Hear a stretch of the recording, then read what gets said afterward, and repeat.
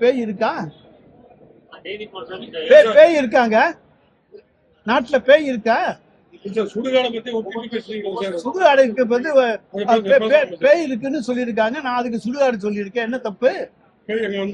நீதிபதிகள் பேய்க்கதை, அரசு பேய்க்கதை சொல்லுகிறது என்று சொல்லுகின்ற பொழுது ஒரு அமைச்சர் சுடுகாட்டிலே தான் பிணம் எரிக்கப்பட வேண்டும், நடுரோட்டிலே எதிர்க்கப்படக்கூடாது என்று சொல்வதிலே என்ன தவறு இருக்கிறது? சொல்லுங்க. தீபம் ஏற்றுவதையும் சுடுகாட்டையும் ஒப்பிட்டு தீபம் ஏற்றுவதை நான் அதே கிடையாது. அதாவது தவறாக புரிந்து கொள்கிறீர்கள். ஒரு உதாரணம் சொல்ல வேண்டும். ஒரு இடத்திலே தீபம் ஏற்றப்படுகிறது என்று அவர்கள் சொல்லுகிறார்கள். அதற்கான ஆதாரம் இருக்கிறதா என்று கேட்கிறோம். ஆதாரம் இல்லை.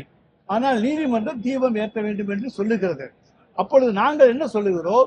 உடனடியாக ஒருவர் வந்து நடுரோட்டிலே தான் நான் பிணத்தை எரிக்க வேண்டும் என்று சொன்னால் பிணத்தை எரிக்க சொல்லுவீர்களா? அது சுடுகாட்டிலே தானே எரிக்கப்பட வேண்டும். அதைத்தான் நான் சொல்லி இருக்கிறேனே தவிர நீதிமன்றத்தை அவமதித்து நான் எதுவுமே சொல்லவில்லை. அதுல நீதிமன்ற அவமதிப்பு 1% கூட கிடையாது.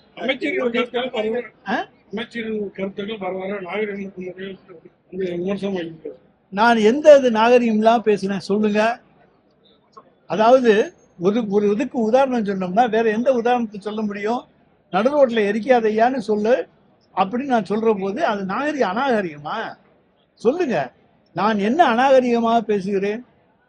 ஏதாச்சும் தவறா பேசியிருக்கேனா? சொல்லுங்க.